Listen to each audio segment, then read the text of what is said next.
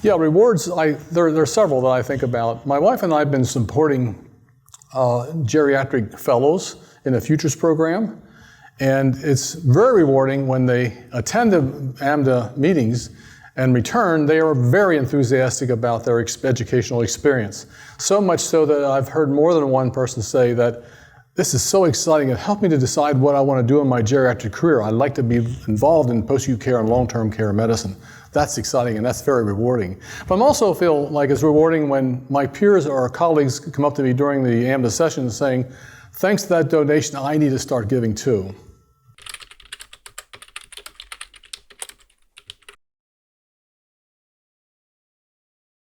Yeah, my interest in encouraging others to be a donor is, first of all, we need to, at least I need to recognize that when I attend the meetings annually, I hear a lot of people say, AMDA is so much fun to come to, that it's like family. And it really is like family because you get to know the people very well, and also you have the ability to network with persons all over the country when you have issues that come up. So it's a very rewarding experience for many people, including myself. More importantly, I also hear them say that they get a tremendous amount of good education that's really relevant to the work they do, and that they depend upon AMDA on an annual basis to update their own skills in geriatric medicine. So when I think about that, I try to be gentle about this by saying, you know, the best way you can say thank you to AMDA is being a daily or a yearly generous donor. And that is often very effective. Many times they actually confess that they need to do better. So that's what I would tell people at AMDA that have not been donors.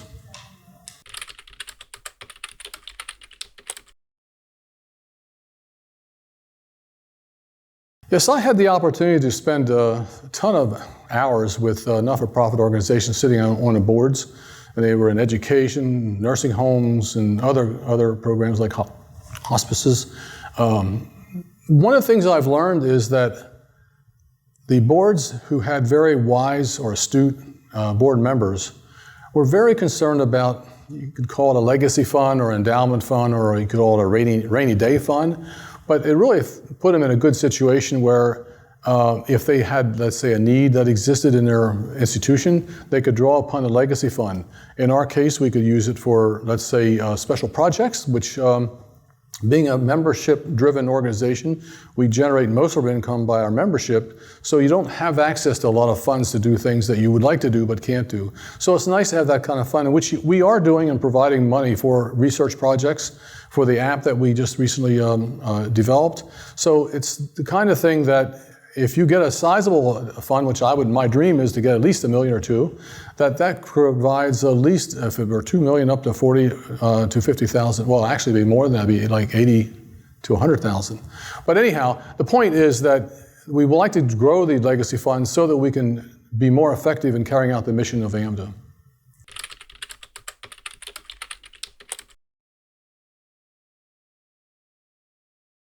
Well, I'd like to share just a little bit in terms of an idol of mine, and then from there I want to give a quote that he had made.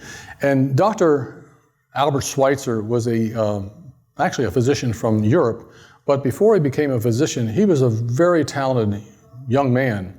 Very talented, so much so that he could probably teach in most universities in Europe in the department of philosophy, or a department of music, as he was an internationally known organist, or even in a department or in a seminary, which he was also quite engaged in terms of his interests.